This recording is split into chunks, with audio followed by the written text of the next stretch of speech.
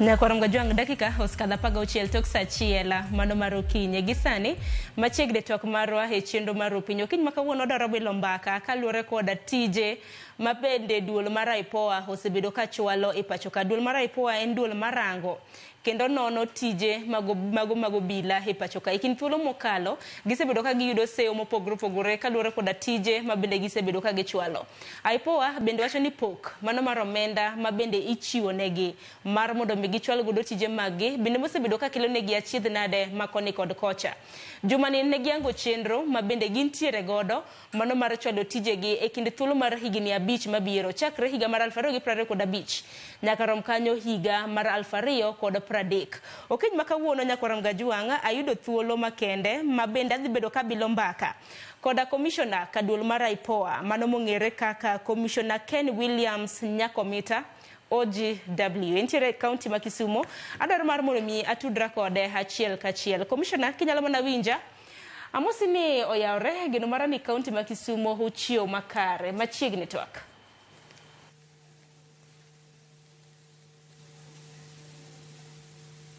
Nyakorongo juang chal ka gima kendi commissioner bindi winja commissioner Kenya Makomita ntiere county makumana wa Kisumo.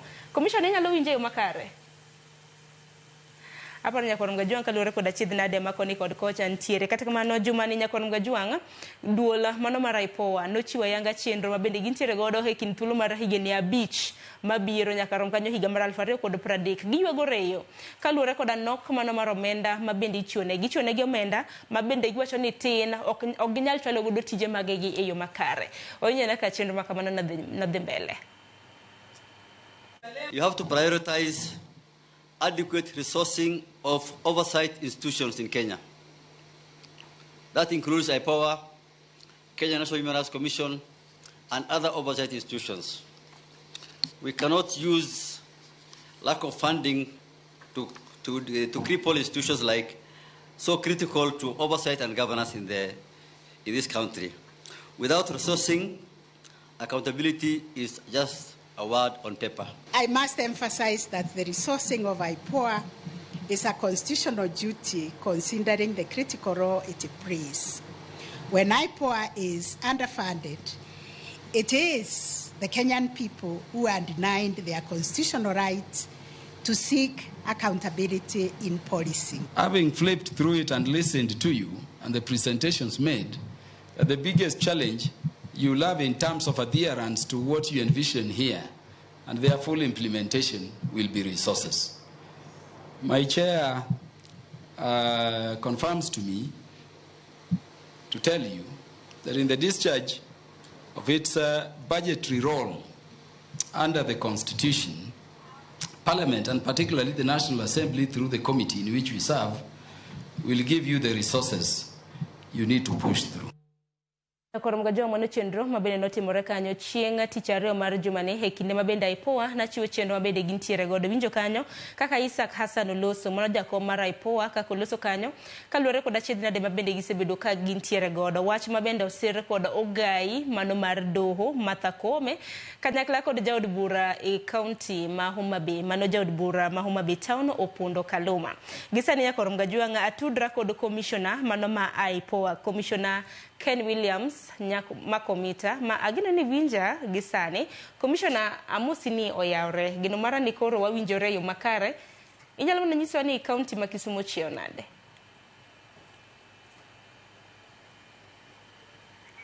Commissioner oyawre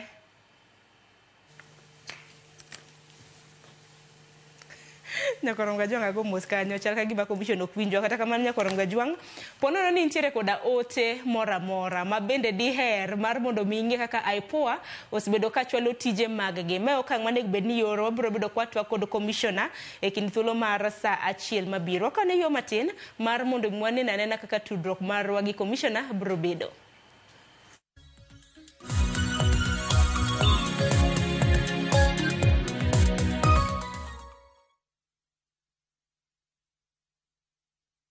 Say you know kelo nyako chia chono gore nede lunga ni sandi nango nyako chia mi yere kondo jalo sigo kachandi gimo nyako chia utemo ka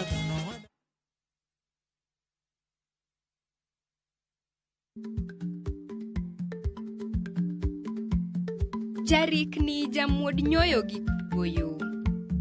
Matiende ni dhi matek ma ok inono maber samoro nyalo miyo ng'ato midhiero.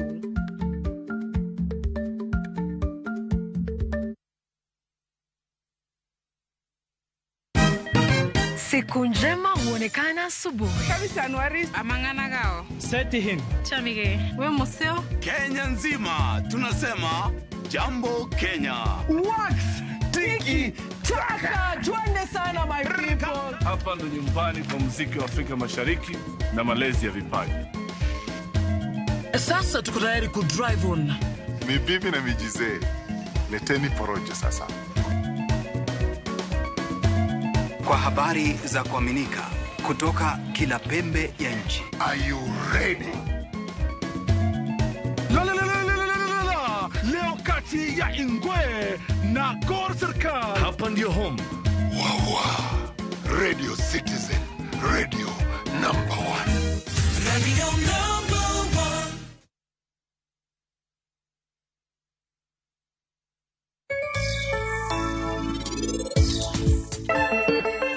1. Penje laktar kokalira Mugi TV kawa wacho ni ngima en mwandu. Nyinge Ruth Otieno. Ana sana madiaba. Enu rana se kweri nyakotia. Mama no kiterach mabur.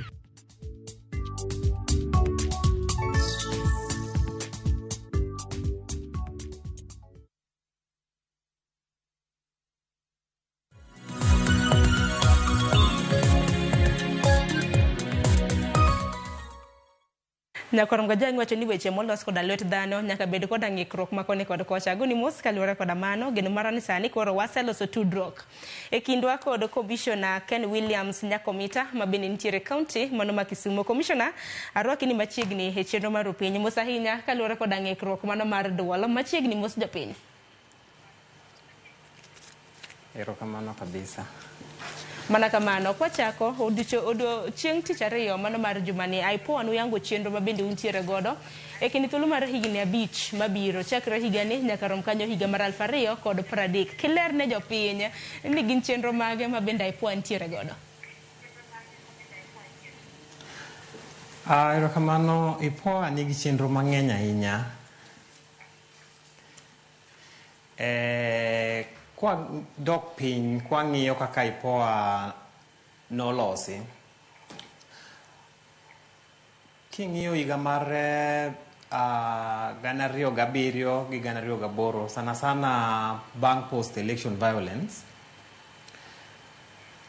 ne nitiere chandruok mang'eny ahinya kaluwore gi police excesses. To mano nomiyo commissions nobedo formed kaka Waki Commission mane ng'iyo chenro kaka police nyalo nego bed ni tiyo gi raia.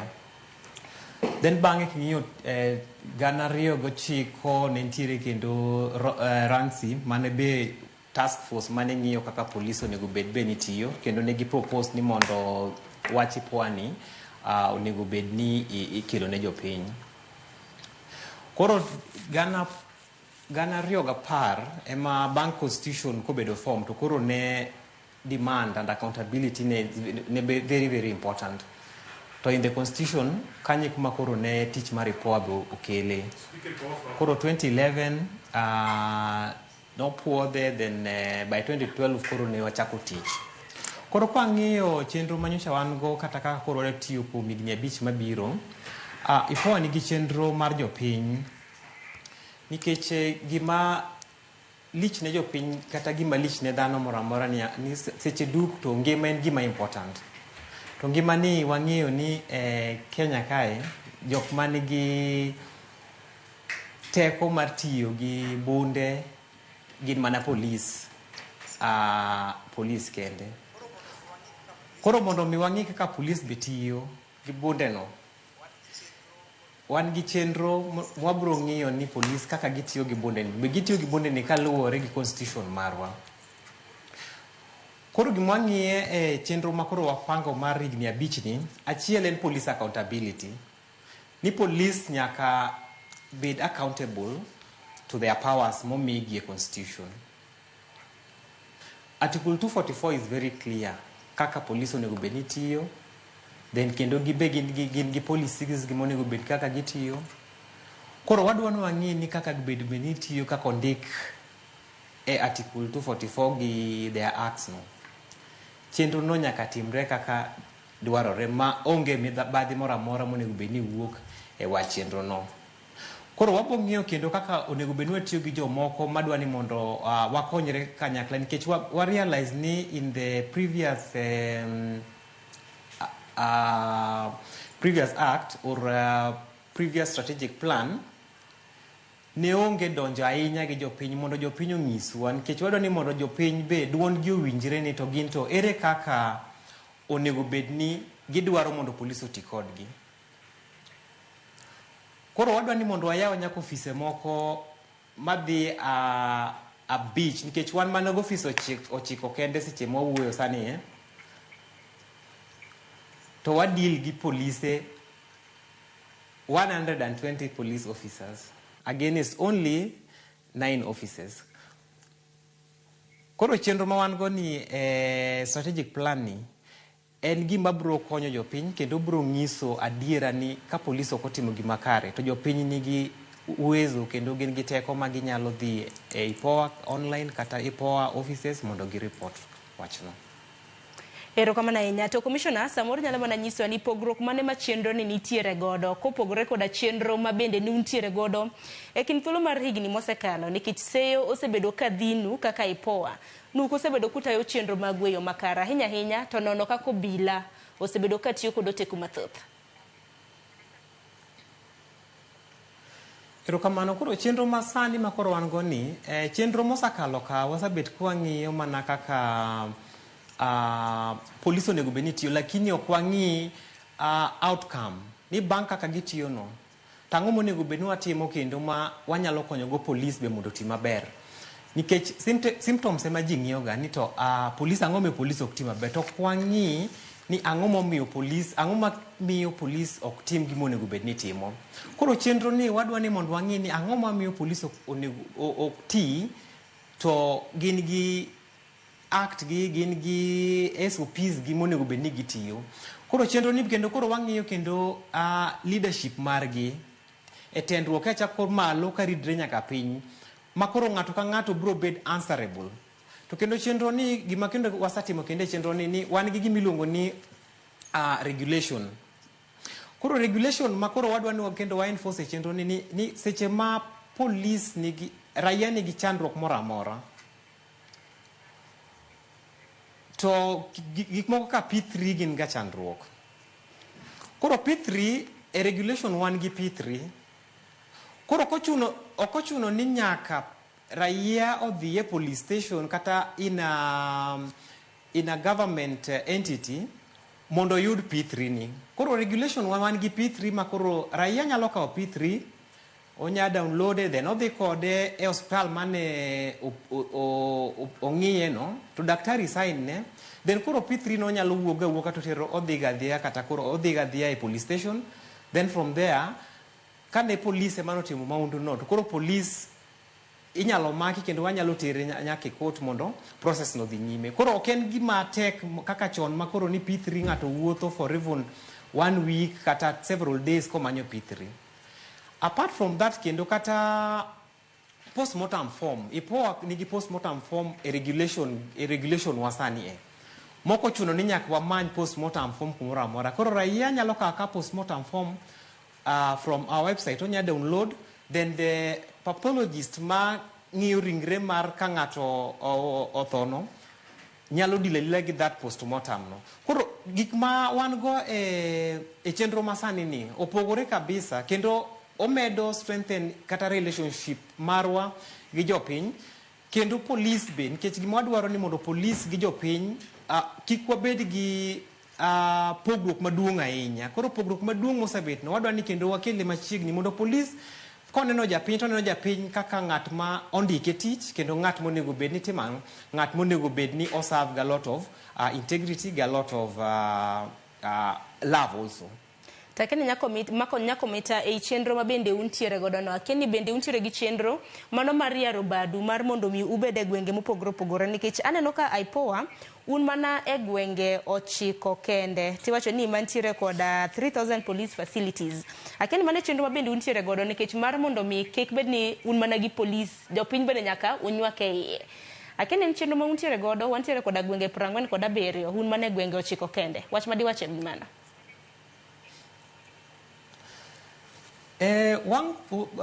Wach mar donjo kata dhi e gwenge mopogore en gima osathagowa kabisa nyaka nyocha wadonje tijni nikech tijni kaka nyocha wachake nwayudo ka wan gi gwenge 9 kende.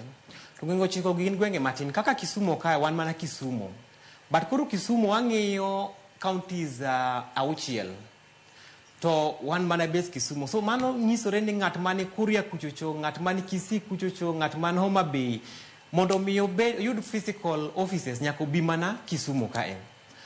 Koro wasebet ko wuoyo gi jo committee wa mag parliament kwa gini mondo gimiwa nikech ing'eyo maber ni pesa wa wuok mana in parliament committee wa ma kwa sasa submit the budget to committee wa makoro forward gi nyaka treasury mondo mi wayud budget.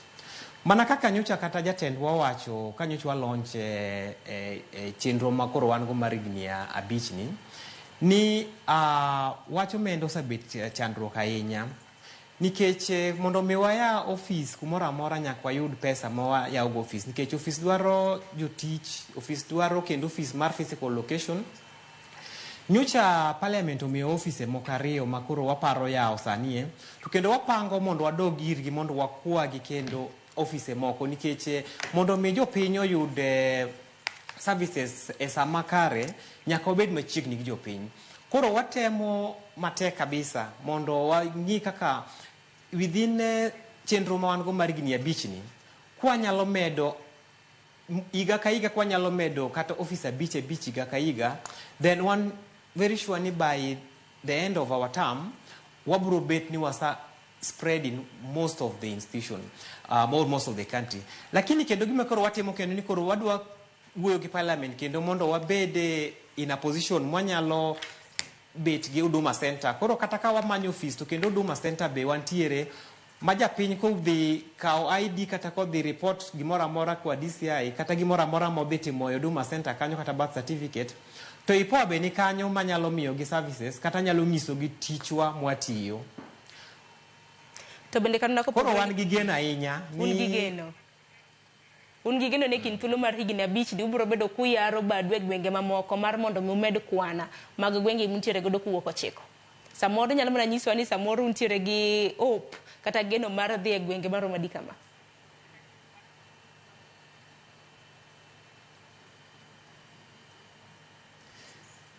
Yes, wan gi geno kabisa nikech nyaka wayar bado mana kaka wacho ni ka wan mana gi office achiel Kisumu kata wan gi office achiel Nyeri kata wan gi office achiel ke Nakuru to koro piny duon nikech Nakuru koro ng'iyo nyaka Narok kochacha bora ahinya ma ok wanyal kata ok wanyal to kendo ng'ini wan be wan gi jotich matin wan mana gi jotich 280 to 280 investigators ma wan go wan gi investigators mana 77 to wang'iyo ji 120 koro 120 against investigators 77 ineno kama notin. Koro wakwayo in fact wasabet kwayo kendo wa meet gi committee to nyocha one of the members ma committee Mheshimiwa Kaluma kanyocha ng'iyo gima nyocha wacho manyocha wa launch chenro ni nyocha wacho ni en keen kendo bro konyowa kabisa mo make sure ni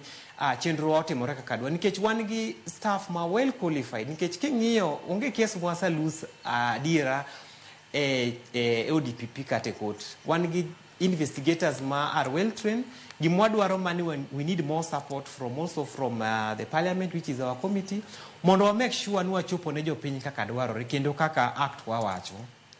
To nyaka sani bende ang'eni ywak ma untiere godo en kotenre koda nok mar omenda, uwacho ni pok mar omenda mimiyo bende tin. Naneno ka chenro maru mano mar higni 5 mabiro biro bedo ka muonyo siling bilion 13.1. Samoro biro bedo kunyiso kapo nono ni untiere kod geno ni samoro piny owacho nyalo bedo ka miyo omenda, to kimiyo omenda en supplementary koso budget mano miu e hik omenda mar higa mar 2025-2026 ni nadi, to bende biro bedo ka nyalo konyou chwalo chenro mamoko e hik omenda mano mar higa achiel.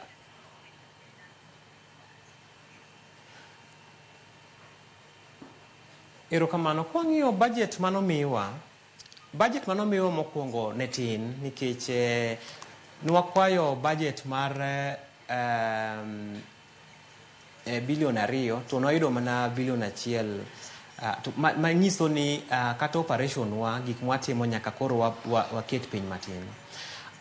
Kwayo wani sani koro kwa dhi supplementary nikech wan gi budget manwapango, to budget kaka nopange no kata koro wakwadwa tiyo tich nikech commissioners masani kata king'iyo gin commissioners ma wigi liwo kabisa, gin joma ong'eyo gimonego bed ni timo go, jomosa somo kendo ging'eyo kendo gin gi mpangilio ma gidwa ni mondo gi ensure ni wananchi oyudo gimonego bed ni giyudo based on the act, nikech gik mwatimo gi ok en gik ma oyaya kumoro amora. To being ni one independent, the constitution nigi right kendo wan gi mandate monego bed ni wamiyo jopiny. Waseyudo support ka wuok kuom government agency mopogore opogore, but wan gi geno kendo wan gi geno kabisa ni kwa dhi supplementary wapango romo gi minister mar finance be mondo wa discuss wachni in detail, nikech tijwa en tich ma ideally de waonge gi IPOA e piny ka sani di koro wan gi challenges mang'eny kabisa, but betu mar IPOA no make sure ni both wananchi feel free kata ka gitimo anything, kata ka giwuotho, kata ka gineno police, nikech ging'eyo ni IPOA nigi wang'gi.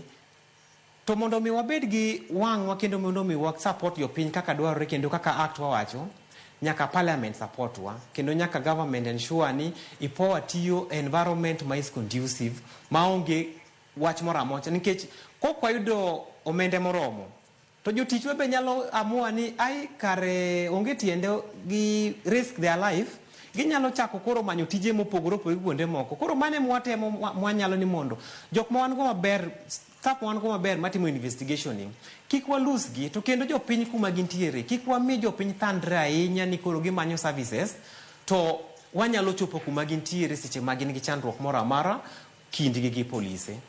Erokamano ahinya. Nyako mita antiere gi penjo mopogore opogore kama bende joneno magwa osebedo ka oro kaluwore kaka osebedo kuchwalo tije mag useyo, dhine kaka osebedo kunono tije mag obila ahinya e kinde mag ng'anyo mosekalo. Obila osebedo ka ineno ka tiyo koda oteku mathoth. Samoro kinyalo mana ketna moko kuom ote 2 kata mana 3 mar mondo mi asom, mar mondo mi jopiny iwinja na kaloso kotende kod tije mosebedo kuchwalo. Nyako mita ibro bedo ka iduoko mago commissioner. Ntiere ote kanyo mabende naneno kinyalo mana ketna yamo. Ote janina mokwongo ntiere ote kanyo mana kanyalo somo achiel kachiel, ote makamano olalnwa matin, kata kamano ntiere ote mano or kod honest man e mbui mar Facebook. Owacho ni Morning Sharon, penj na jatelo ni bende IPOA tiyo tije kaka independent body koso gikawo orders from somewhere, nikech pok wayudo report maler kowuok kuom gigo mosebedo katimore e thurka. Kopogore gi mano, Akuku Otieno mano mar Thim Licho Hinga e kaunti ma Migori wacho ni Sharon penjo na commissioner ni yande nek otimore kowuok e lwet obila ma jopiny oneno rando. Magi ne gin nek mano mar Albert Ojwang kod nek mano mar Jaus Abuog Rombe. Gin kaka IPOA dak gisemiyo waduoko margi mana giyudo gin giwegi. Mar ariyo, owinjore bed ni IPOA en an independent institution. Ang'o momiyo ne gini thothne giyiengore kuom sirikal? To gitimo ang'o mondo giwin trust mano mar jopiny kendo? Mago gin ote 2 mabende asomo. Commissioner minyalo duoko. Erokamano kabisa. Koro wachak gi wach mar honest man. Koro honest man penjo ka be adiera wan independent body. To gima nyalo wacho ni king'iyo constitution, IPOA we are very independent because ok wayud instruction kaya serikal moro amora. wan gi bodwa kendo act wa omiyo wateko mar timo tich in an independent way. Onge instruction mora mora mayudo kumora mora nikech tijewa is a fact based. Seche ma incident otimore mora mora wan gi two types of incident. Koro mokuongo japiny nyalo report incident ni police otimona marach kata police nitie kaka police okotimo gima ber kaluwore gi act margi. Mar ariyo wan gi on motion. On motion ni waneno ka gimoro timore kata waneno through TV kata through radio kata through staff moro amora nikech wambe wan gi staff mawuotho matimo monitoring. Koro both on motion and reported, the act is very clear ni ka ng'ato otho e cell kata ng'ato negi police onego ng'ato gi bunde kata in one way or another. Police nigi timing according to the act monego bed nigi report from police kuom IPOA. To kaka watimo investigation wa in very partial way because we have mix and we have the act. Gimwatiyo gen mana act.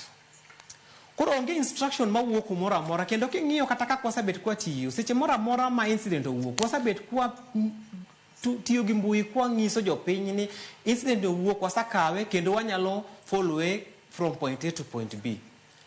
Sani king'iyo kata website wa post kendo wa make sure ni at the regulation mawango wamiyo jopiny be feedback ngamo report case to wamiyo feedback ni case ni kama wasa kiwuothe kode kama to en kuma kama. Gima kedo nyak wang'e ni seche mwasa report wasa receive this case. Kwa sa timo case ni to wa forward case ni e ODPP. Nikech IPOA awuon onge gi teko mar prosecution.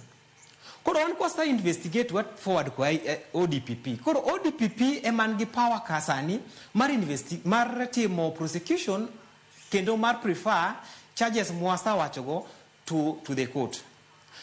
Koro kanye ma watemo kwayo kendo ni mondo mi wabed independent fully onego bed parliament onego mi wateko kendo mar prosecution nikech the constitution is very clear. We can actually wanyalo yudo delegated powers mar prosecution nikech wan kwa satimo tijo kaka investigation to koro nyakwa terne jo ODPP. Koro karo ODPP kanyo kendo koro waonge teko kendo nikech kokwa samiyo gino gine ma koro gin gi teko mar ng'iyo ni cases gi itero gi e court tichadi sama koro wawuoyo kodi sani ni wan gi cases madhi mana almost 200 ma pende ODPP ma pok odhi e court lakini jowato sa clear gi for prosecution. Kora in terms of independently that is very very clear ni IPOA ok yud instruction from any government institution apart from the act momiyo wa power mar also mar independency. Kadhi penjo mar ariyo mar Akuku. So Akuku penjo wach tho mar Albert kendo mar Maskman. To gima nyalo wacho ni tho mar Albert to sani koro nie court ma okonego wuoye but gima nyakwa ket clear ni king'iyo nyaka nyocha board ni donj e tich. Onge case mora mosar bedo reported maonge court. Case mar Albert wan gi ji e court sani kendo case dhi nyime kendo jopiny ong'eyo. Case mar mass person nyochi ng'eyo ni polise kan watere court sani gin e court ne gisa chamo plea gin e court. To mondo mikoro jopiny be nyaka ng'e ni cases gi gin gi chenro. Case ko bedo reported wan gi act to act ni nyiso wa chenro kako nego bedwa team investigation. Koro wan gi evidence act, wan gi criminal procedure act manyiso ratiro kaka case onego bed investigated. To kendo kaka na chako ni onge case ma IPOA lose to kendo kwadwa ni mondo lose case nikech wan gi investigators to kendo wan gi interest mar jopiny. Koro cases wa watimo in a way ma by the time gika ODPP no one sure ni the suspect mwatero kuno. The file is actually thoroughly done. Ma we are not going to lose a case. Ma wasatero ODPP kuchuchu.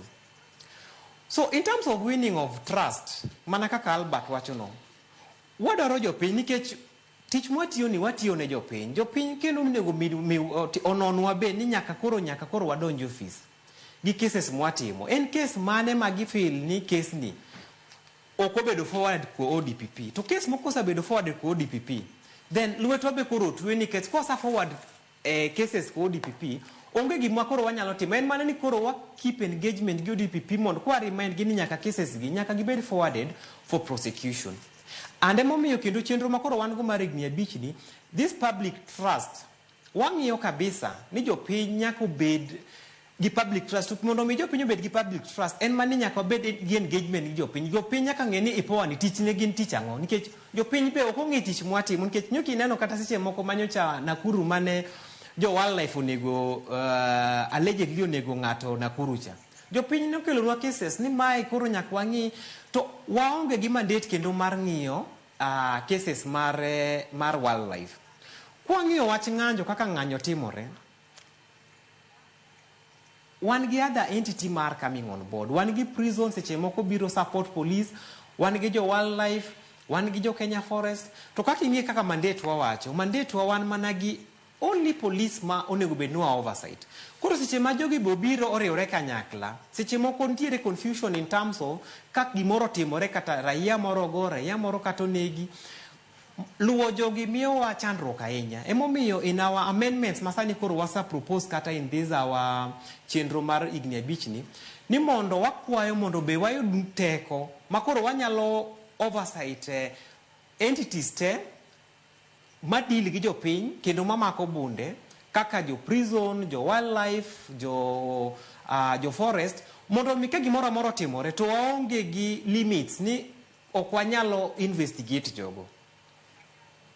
To bende commissioner wach machielo kata mana seyo machielo ma bende jopiny aneno kata mana ka oro ote magi en ni buche magu bende kawo thuolo malach inyalo paro case bura mar baby pendo chakre higa mar 2017 ng'eto makamano kano ng'ade higa ni ma bende obila ma bende noyud koda ketho makamago no mikuma akene inyalo mana nyiso jopiny mana e yo mayot nang'o meni buche magu kawo thuolo malach to kum obila di ma bende osemi kata mana kum ma bende nyalo wacho gi buche mopogore ma bende osebedo ka timore.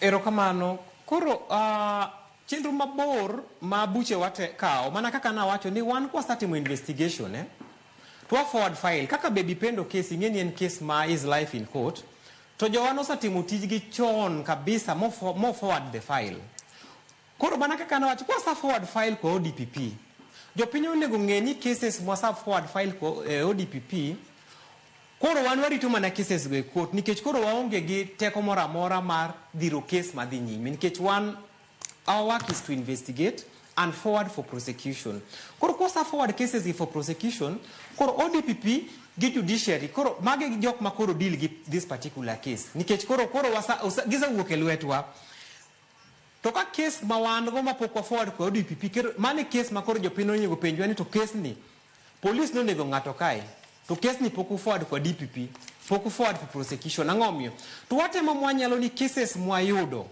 immediately magibiro to wa forward gi straight away for ODPP one gi investigators ma olony kabisa ma cases okwaninde go cases ko biro to wa forward ODPP but koro ka case okawa long time in court lwetwa be koro twe nikech koro court be nigi chenro margi is a different institution kendo jopiny onego ng'e ni koro case kosawuok e lweto miyo case ODP to ODPP okelo court koro case no ni e court kendo kuma koro wanyalo mana follow up en mana e court to kata mana ka penji commissioner kata mana ka ng'adi mana matin police ma wasapro ka ng'adi mana matin bende paro ni en ting' maru nikech un kaka duol mar IPOA une duol moket kanyo manono tije kendo nono tije mag obila e yo makare bende paro ni kapo nono nusetimo nonro mucholo kata na buche ka ODPP mana pis da min buche pacho kae bende paro ni bende ber kutimo follow up mar ng'en nang'o mani case makama bodhe a pis ODPP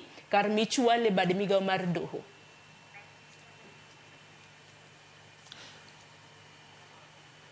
Kamano watimo follow up kencho king'iyo program mwasabet go wasabet gi standing committee gi ODPP nyaka nyoch wachopi mondo wa ensure ni cases wa mapende ODPP gi itimo gi nango. Koro wan gi standing committee ma team wa gi team mar ODPP meet kendo gima koro nyocha wakwayo ODPP ni mondo omiwa prosecutors manyalo ng'iyo cases wa kende mondo cases gi odhi piyo.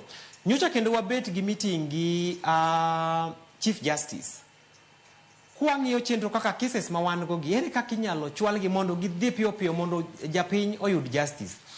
Koro ODPP Chief Justice be nyocha winjore ni kwa nyalo yudo kata specialized court wa mana kaka jo EACC be nigi kote gi mondo cases ma wan go dhi piyo piyo. Koro adiera chenro ma wan go ni en chenro ma wasatemo engage different entity mondo make sure ni cases ma dhi ne entities mopogore opogore gi ere kaka ginya chwal gi piyo piyo. Koro mano gima wasatimo kendo wang'iyo kendo wan gi standing committee mwa wang'iyo every month ni to cases man kagi ere kaka gidhi to standing committee gi be miwa report ni cases gi ere kaka giwuotho. Koro wan sure ni based on the mikakati mwasaketo go wabiro ensure ni cases wa ok budh kanyo to kagi budho kanyo to kendo wabiro dok ne jopiny wangiso jopiny magi cases ma wan go to gikwamo kuma kama mondo jopiny bong'e ni cases gi level mar engagement mar cases gi ni kanye. Ero kama na inya bende nantiere ote kanyo ma ne kichwa wachiegni tieko wadong gi matin dakika 5 mar mondo mwatiek twak makama. Nantiere ote kanyo ma bende ntiere jal mane oronwa dan kano some. Wacho ni Sharon penje na jatelo be gin kod teko mar tweyo bila motimo ketho. Mana mapiyo piyo kaka inyalo duoke. Bende ntiere koda iwacho ni lak makecho. Sharon wan gi lak kendo isaneno ka jok masaketo joma police wan gi almost police 40 masani serve sentence. Koro mano nyiso ni wan gi lak. To kendo ko penjo kaka teko ma wan go, yes teko wan go, to teko ma wan go ni process ng'eny. Gima njaki ng'e ni waonge power of arrest. To kendo mane gima koro wakwayo parliament ni mondo gimiwa power of arrest maka police otimo makosa mora mora. To kwadhi wakwa police mondo dhi omakunwa police mondo ter police kanye e cell. To ka wan gi power ni to kendo ka police kotimo gimora amora to wabiro mako police to watero police e cell then koro the following day watero police e court. Koro mane teko mo akwasani wakwayo mondo parliament gi reforms ma koro watimo mwang'iyo e chenro mar higni 5 ni mondo miwa power be mano wanyalo mako ji. Koro ka police otimo makosa mora amora to kwadhi ne police mondo makwa police no. Kech mano kore gimba ntiere blue code of silence moro man kanyo ma non corporation moro ma seche moko wa fail ma police cow time mondo migi mak police wadgi. To power ni kwa yudo to koro kwa bi kwayo gi wabo mako gi twatero gi e jela then wabro telo gi koro kaka yudore. Koro magi powers ma pod wakwayo but kata ka poko yudo powers go to pod wan gi lak mwa kecho go sani ma koro wakwa jopiny mondo engage IPOA kabisa mondo watim ne tich maluwore gi constitution also kendo maluwore gi act wa. Ote bachielo mabenda biro bedo kasomo mapiyo piyo nikitano ka thulo to koro sema wangwa en mano mar Matthew Sondoro mabendo wacho ni IPOA cha bende nitiere koda chenro moro amora maber adier ne jopiny macha duolo maonge lake manyalo kecho go kaber to nego kethe gi obila oti kaka ne otiyo kata sani ero minyalo duoko commissioner.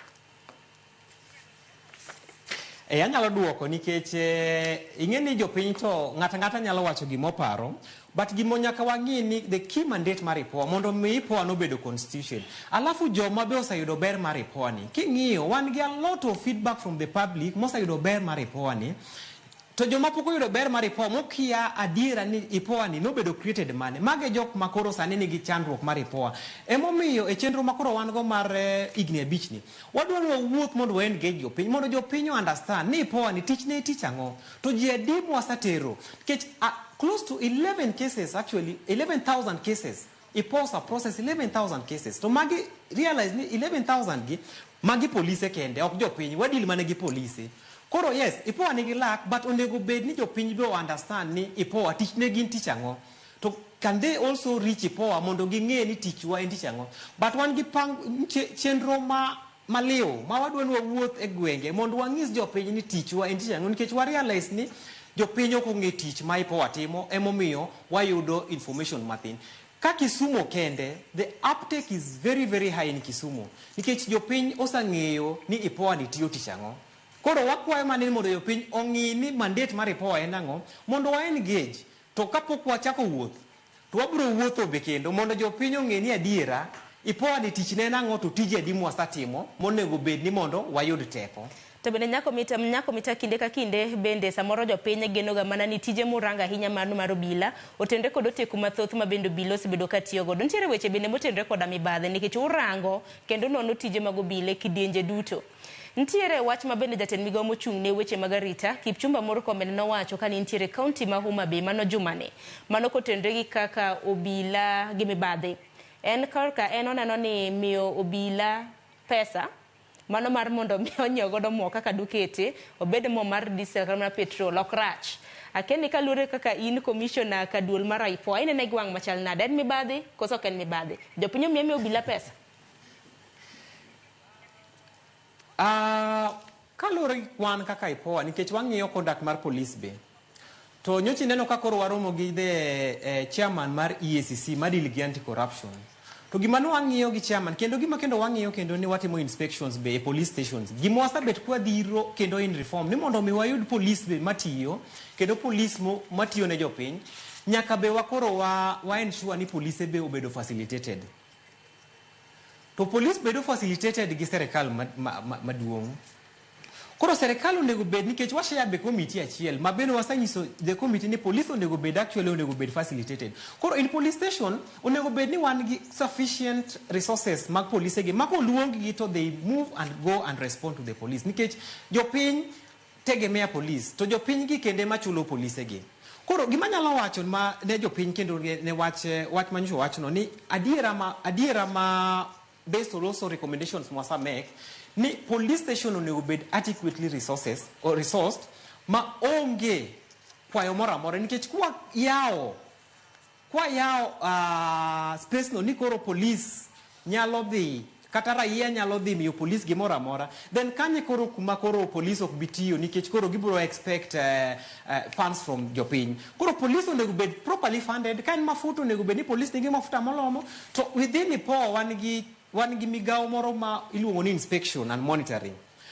This inspection and monitoring what present ne police kendo what present ne parliament in terms of gap mantiere. Koro ka mafuta kan tiere gari wasa present ne kendo koro kata station alone kaka station chalo what present ne police go wegi kendo gi minister nyocha wan kendo gi meeting gi minister kwa ngiso minister ni police onego bed funded to ensure ni police of poor anything they should give a good resource and a good service to wananchi without actually demanding anything from wananchi nikech they are also spending taxpayers money to gine hope ma wananchi nigo egwen kachacha to kendo gima koro wakwayo kendo ni police koro wakwayo kendo mondo giti gi ngao nikech administration the village elders chiefs nikech jogo ni e piny eiye kabisa mondo mora mantie chandruok mora to waonge gi gap ni police gi ngao ntiere gap nyaka giti kanyakla mondo giserve jopiny.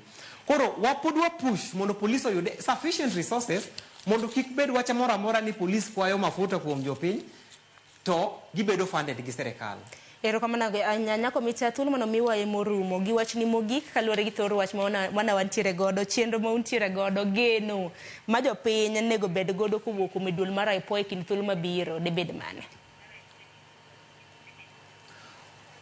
Koro gima kwayo jopiny ni koro kaka an in charge mar IPOA in Nyanza region akwayo jopiny mondo jopiny oti kodwa kanyakla nikech wan civilian wan ok wan police. To chenro mar higni abich ni wadwa ni mondo jopiny ofil ni adiera the act no bedo created mondo kony jopiny. To wanyalo mana timo konyo jopiny ka jopiny be o report nwa cases. Kik waling gi cases gi. Kineno mibadhi mora ma police timo wakwayo ni mondo jopiny reach out ne wan. Wan gi toll free lines ma wan go ma wasa kendo wasa miyo jopiny mondo ginyalo reach jopiny through those particular toll free line ma 1559 kata ginyalo reach offices wa kuma wantiere kata ginyalo gonwa sime kaka wan commission nikech wan watiyo ne jopiny. To sani koro wachako wuotho e piny iye koro kwa chako chenro mar wuotho e piny iye kwa luongo meeting kata bura to kwani jopiny mondo bi to jopiny onego bed ni gimbe gi konywa tiyo gi police gi ka gineno gimora mora gi report kik giling gimora mora to kendo gi make utilize on gik ma wan go kaka P3 postmortem forms gik mane regulation wa manyalo miyo tije dhi piyo piyo. Koro an gi yie ni lakwan go act omiyo walakt kendo sani koro wagera ahinya kendo but wadwa ni mondo jopiny omiwa report kendo jopiny be okonywa manyo polise mok ti maber. To polise matiyo maber be jopiny be onyiswa ni ma to tiyo maber ma ok ti maber mondo walugi mondo jopiny oyud services monego bed ni giyudo kaluwore gi constitution gi act wa be.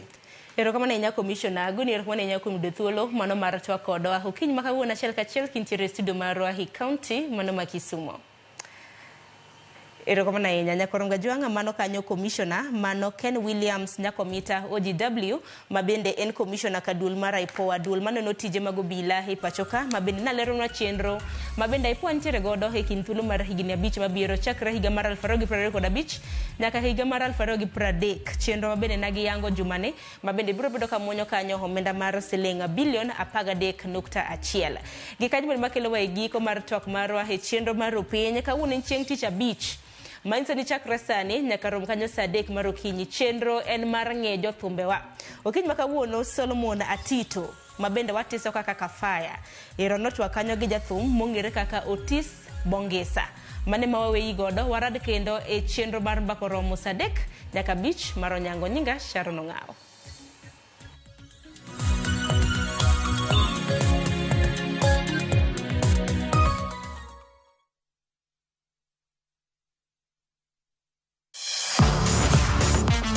Ne thuolo mar yudo weche tuke duto nyaka mopondo. Mbaka makende mag jotugo kendo mag jomolony weche tuke. Can you believe it? Magite